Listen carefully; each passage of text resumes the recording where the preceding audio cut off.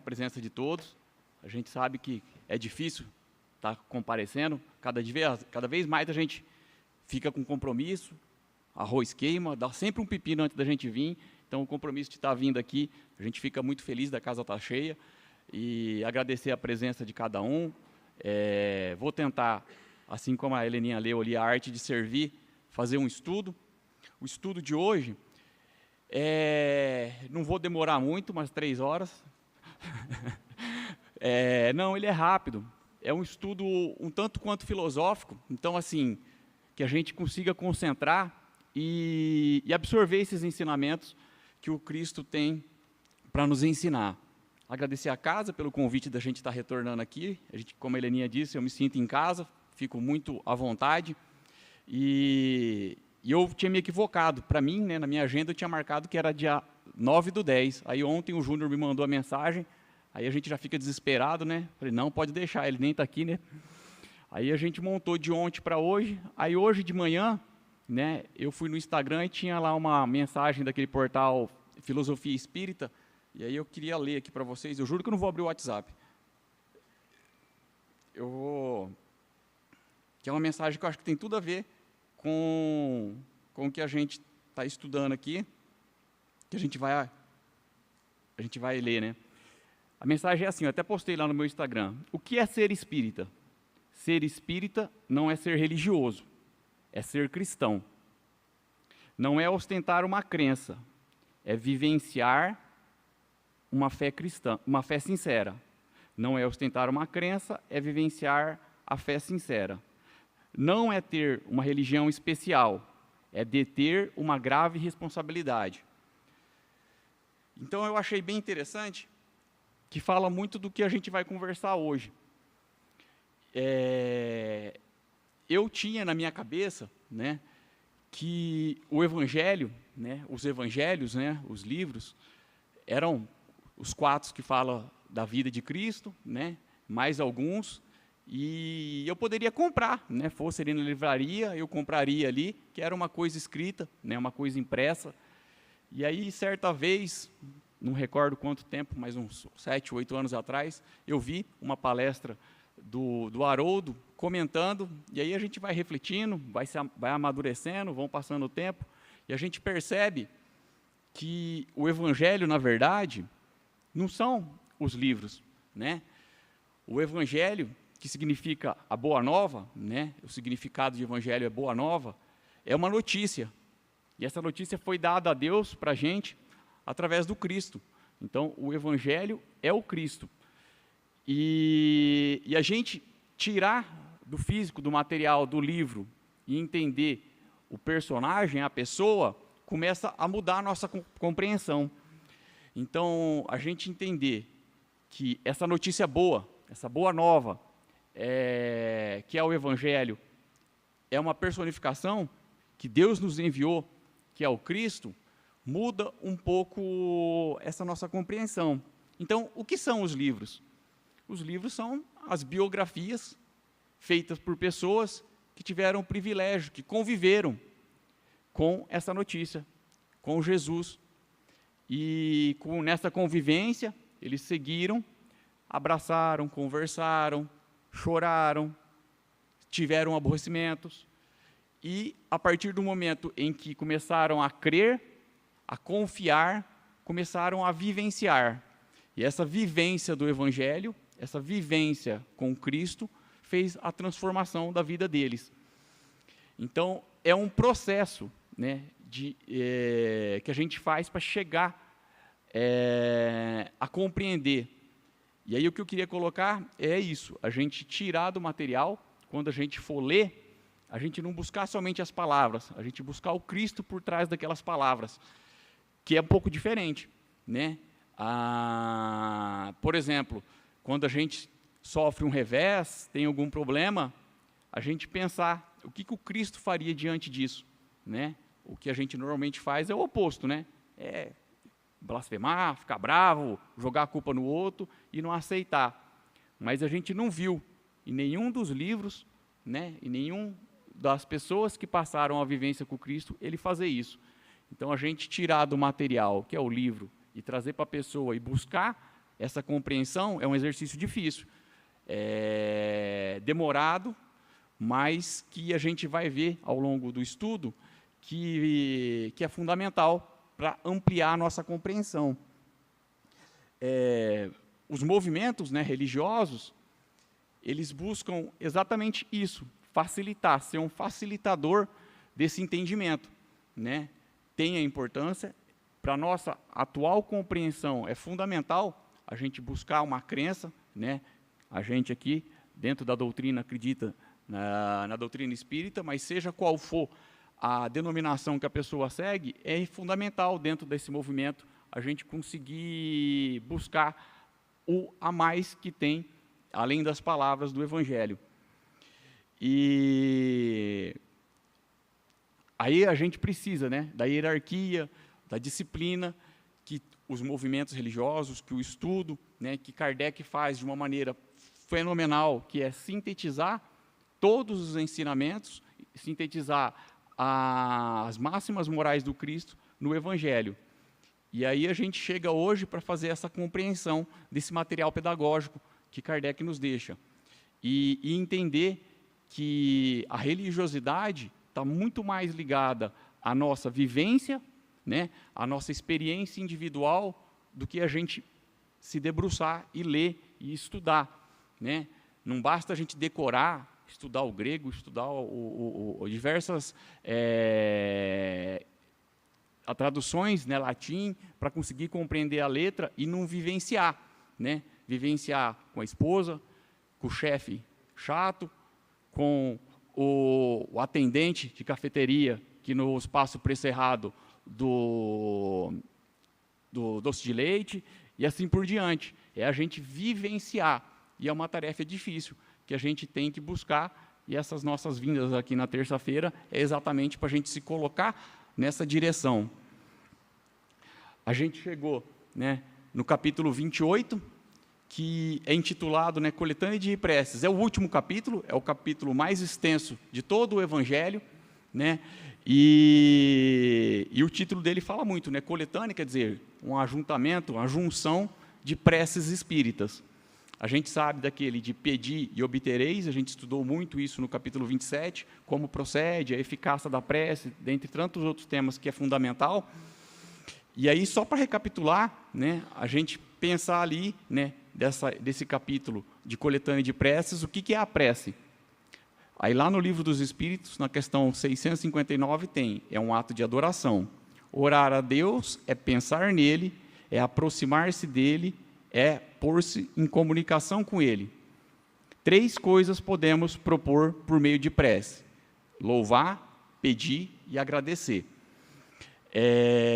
Então a gente compreende esse entendimento da prece, né? Madre Teresa de Calcutá falava que a prece é um relacionamento com Deus. Ela dizia assim: prece é o mais alto nível de educação do desejo. E aí, de novo, a gente saindo um pouco das palavras, né? Então, quando a gente vai se colocar em prece, a gente se concentra, a gente controla os nossos sentimentos, se coloca em comunicação com a espiritualidade, e ali nessa comunicação a gente faz o controle dos nossos desejos, né? Na prece a gente não vai pedir o número da Mega Sena, alguma coisa nesse sentido.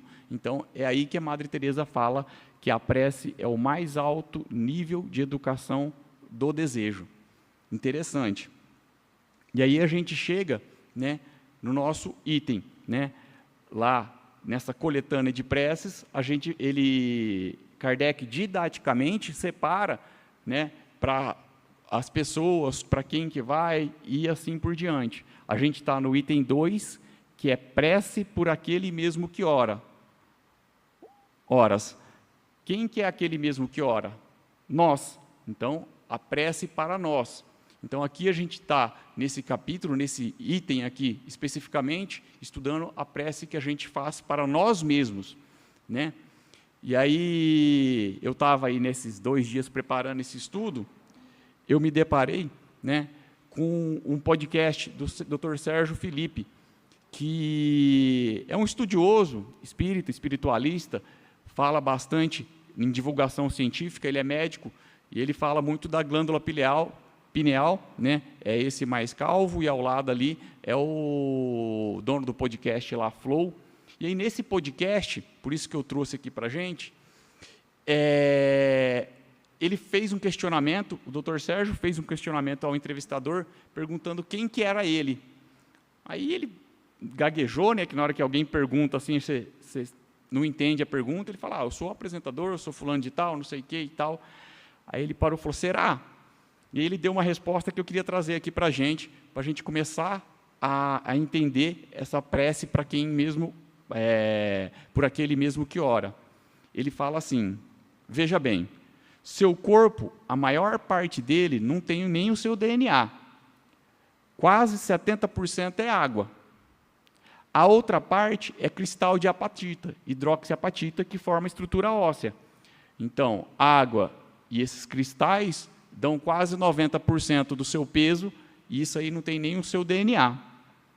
A maior parte das células são bactérias, aí ele vai explicando, né, na pele, estafilococos, na boca, streptococcus, no trato gastrodigestório, urinário, e vai falando. Então, nós administramos um ecossistema. Quer dizer, ele ainda fala assim, um ecossistema porque imaginemos uma lagoa. Né, numa lagoa ali existem diversos tipos de peixe, sapo, larva, girino e por aí vai. Ele fala, a gente é como se fosse um ecossistema, 70% de água, tem os cristais de hidroxiapatita, um monte de ser que a gente não controla, que são as bactérias. Ele fala, somos um abraço da natureza. Então, por que eu trouxe ele com essa fala aqui para a gente? Que é essa mesma coisa que eu trouxe lá do Instagram, do Filosofia Espírita. A gente tirar do material e trazer para o espiritual. Aqui, o que o Sérgio está falando para ele? Que a gente não é nada perante a imensidão, né? Perante a criação, não somos nada. Somos um ecossistema. E, inclusive, ele diz assim, que a nossa importância perante o ecossistema do nosso planeta é igual, por exemplo, de uma abelha, de uma minhoca, que se for extinta, a gente vai ter um grande desastre, né, trazendo muitos distúrbios. Então, muito interessante a gente pensar, né, nesse ponto, tirar a gente do material, eu sou fulano de tal, eu sou mais importante que ciclano, não sei o quê, e começar a entender que a doutrina espírita traz isso muito para a gente, como um ser mais universal, um ser que interage com a criação e que somos feitos para nos evoluir. E aí, já trazendo agora para o nosso estudo mais especificamente, a gente entender que nessa oração que a gente vai estudar, nesse ato que a gente vai fazer de prece para nós mesmos, eles têm lá o subitem de 30 a 33, ele vai falar ato de submissão. Ato de submissão quer dizer um ato de obedecer e de resignação. Então, eu trouxe um texto lá do livro Antologia Mediúnica, do Humberto de Campos, né, que ali ele é intitulado Irmão X, depois a gente entendeu que era Humberto de Campos, por meio da psicografia de Chico. E aqui é o ponto alto, eu acho, do nosso estudo. Humberto de Campos nos fala que, em determinado momento ali do livro, né, ele estava no plano espiritual, e aí veio o benfeitor, o mentor dele, e falou sobre um estudo que ele tinha tido nas esferas superiores, e ele falou assim, para Humberto de Campos, cada espírito é um mundo onde o Cristo deve nascer.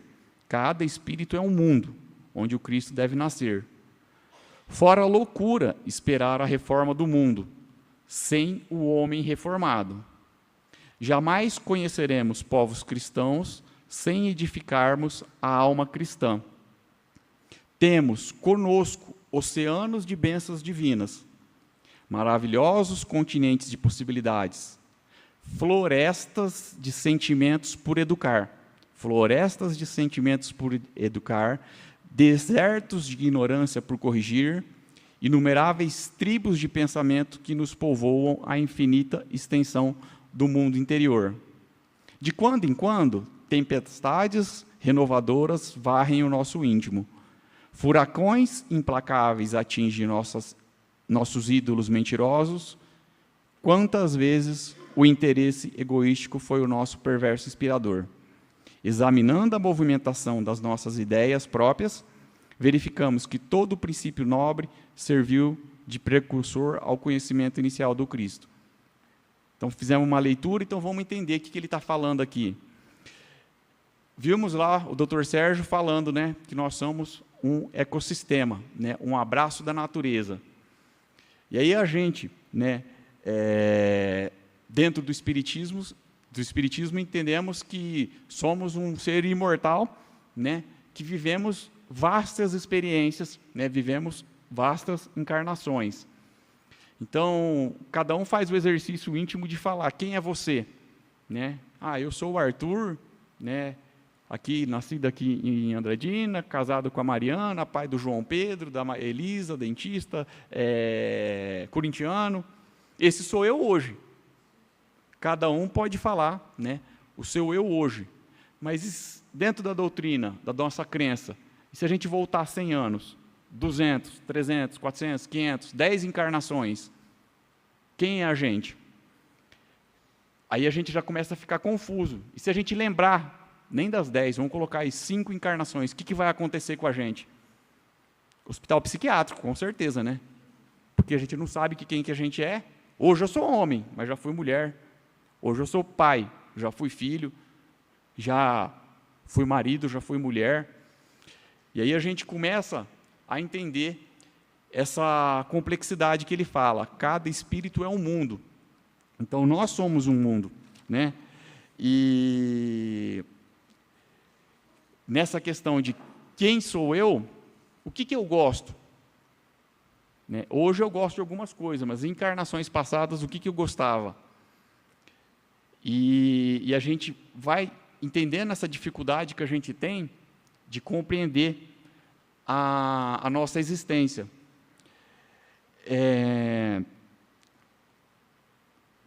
Hoje, por exemplo, se você perguntar quantas mágoas a gente tem, e nas últimas encarnações, quantas mágoas a gente vem guardando? Quanta raiva, quantas decepções, quantas traições, quantos abandonos, quantas alegrias, quantos encontros, quantos desencontros, quantas chegadas, quantos fins. Então, assim, se a gente entender a nossa existência unicamente como a gente entendia lá, que eu te entendia o Evangelho como um livro, e não se estender um pouco mais, a gente não consegue compreender os desígnios que Jesus vem nos ensinar. Por isso que eu falei no início, né, que o Evangelho é Jesus. E aí, o Humberto de Campos fala, cada espírito é um mundo. Então, cada um de nós aqui somos um mundo, que já vivenciamos diversas coisas, e onde o Cristo deve nascer. Então, nós devemos buscar o Cristo dentro da gente, para que ele renasça. E esse exercício da gente tentar entender, compreender, é o que vai fazer esse nascimento. Porque esses sentimentos todos que eu falei, que a gente passou durante todas essas encarnações, muitas vezes acaba retornando e a gente não tem essa compreensão, né? Às vezes, alguma coisa que acontece nos transtorna, uma dificuldade que a gente tem, a gente não consegue ultrapassar, a gente briga com o vizinho, com a esposa, com o filho, e assim por diante. E o que a gente sabe é que essa encarnação, essa vivência que a gente tem, é uma vivência exatamente para que a gente tenha essas experimentações, para que a gente passe por essas provas, para que a gente consiga progredir, né? Então, ele coloca lá, temos conosco oceanos de bênçãos divinas, maravilhosos continentes de possibilidades, que é a possibilidade todo dia que o sol nasce, diversas possibilidades surgem com o nascer do sol, florestas de sentimentos por educar, que são esses sentimentos que a gente já recebeu, que a gente já reprovou, que a gente está vindo aqui para passar por essas provas e expiações, e muitas vezes a gente acaba não conseguindo compreender e tendo dificuldades, que são as aflições, a depressão, a ansiedade e tantos outros transtornos que parece que cada vez mais a gente evolui cientificamente, mas mentalmente, espiritualmente, a gente continua no mesmo patamar. E ali a gente está nesse item falando sobre o ato de submissão e resignação da nossa vivência. Submissão e resignação perante o entendimento que a gente precisa ter dos ensinamentos que Jesus nos veio nos mostrar, né? E aí, como é que a gente faz para conseguir progredir, né, diante de tudo isso? Esse ato de submissão e resignação, nós temos que nos amparar nos nossos estudos, né, nos estudos passados, e entender que ato de submissão, quer dizer, obediência, nos leva a refletir sobre a fé. E aí a gente tem Kardec nos falando sobre a nossa fé inabalável. Quer dizer, aqui Kardec nos traça esse caminho que a gente precisa ter para conseguir essa progressão. Fé inabalável só é o que pode encarar frente a frente a razão, em todas as épocas da humanidade. Então, a gente precisa uma forma de encarar essa superação de nós mesmos, dessas encarnações, dessas dificuldades, desses sentimentos passados, e a gente vai gradualmente, de degrau em degrau, a gente vai conseguindo transpor através de resignação, submissão, obediência e entendimento dessa lei que Jesus nos coloca. Então, a gente buscar uma fé inabalável. Muitas vezes a gente acredita, que é diferente da gente ter a fé. Acreditar, por exemplo, a gente pergunta, quem acredita que está vivo? Todo mundo vai falar. Quem tem certeza que amanhã está vivo? Alguns vão falar, mas nem todos. Então, acreditar é diferença de ter certeza. E a fé é ter certeza, é a gente confiar. E a gente tem que buscar essa fé inabalável. E a gente só consegue essa fé inabalável à medida de nos debruçarmos, nos estudarmos e conseguir vivenciar os ensinamentos do Cristo. Que, como eu disse lá atrás, é fácil a gente estudar, é fácil a gente ler. Eu já li 50 livros espíritas, já li a Bíblia 3 vezes esse ano, mas a gente vivenciar o que a gente está lendo, a gente sair da letra e buscar o entendimento do Cristo é muito mais complexo. E é o que a gente tem que estar buscando, esse ato de submissão e resignação. E gradualmente a gente consegue, né, paulatinamente, de a gente vir cada vez de pouco em pouco. E essa busca de superação, esse ato de submissão, não está relacionado ao outro, está relacionado a nós. É a nossa busca individual que a gente tem que fazer. Aí a gente tem o exemplo, por exemplo, de Paulo, né? Paulo de Tarso, que fez essa busca, né? Paulo de Tarso era judeu, perseguia as pessoas da casa do caminho, que se identificavam com Cristo, e nessa perseguição ele acaba tendo sua fé abalada, perde a visão, e aí ali no caminho de Damasco, ele vai buscando essa fé inabalável. Ali ele tem o contato com Cristo e ele vai essa busca. E ele traça todo um caminho, ele percorre todo um caminho em uma existência, talvez nós levaremos algumas, né? Eu falaria talvez centenas, eu pelo menos, né? Para conseguir chegar no nível que Paulo chegou e falar. Né? Lá em Gálatas ele fala, na carta que ele manda para a igreja, que eles estavam confundindo um pouco a igreja na cidade de Gálatas, eles estavam confundindo um pouco esse tipo de crença. Aí Paulo manda e fala assim, eu fui crucificado com Cristo, assim já não sou eu mais quem vive, mas o Cristo vive em mim. Quer dizer, ele já entendeu e conseguiu compreender de uma tal forma que já não é mais o que ele quer. Eu não quero ter um carro X, Y, é o que o Cristo vai provocar dentro da gente, é o entendimento que o Cristo tem. O material, para a gente, é passageiro. A nossa verdade é a verdade espiritual, que é o que o Cristo veio nos trazer por meio de vivenciar esse evangelho, essa boa nova. A vida que agora vivo no corpo, vivo-a pela fé no Filho de Deus, que me amou e se entregou para mim. Então, é um caminho longo, né? E eu não consigo chegar nesse nível de entrega, mas a gente precisa se colocar nesse caminho. E esse capítulo fala exatamente sobre isso, esse ato de resignação e submissão, obediência, é a gente se colocar como seres imperfeitos que somos, que cometemos equívocos, da gente enxergar esses equívocos e buscar, por meio dos ensinamentos do Cristo, o caminho que é seguro e que vai nos levar à progressão espiritual, né? Que vai nos colocar em direção ao aprimoramento.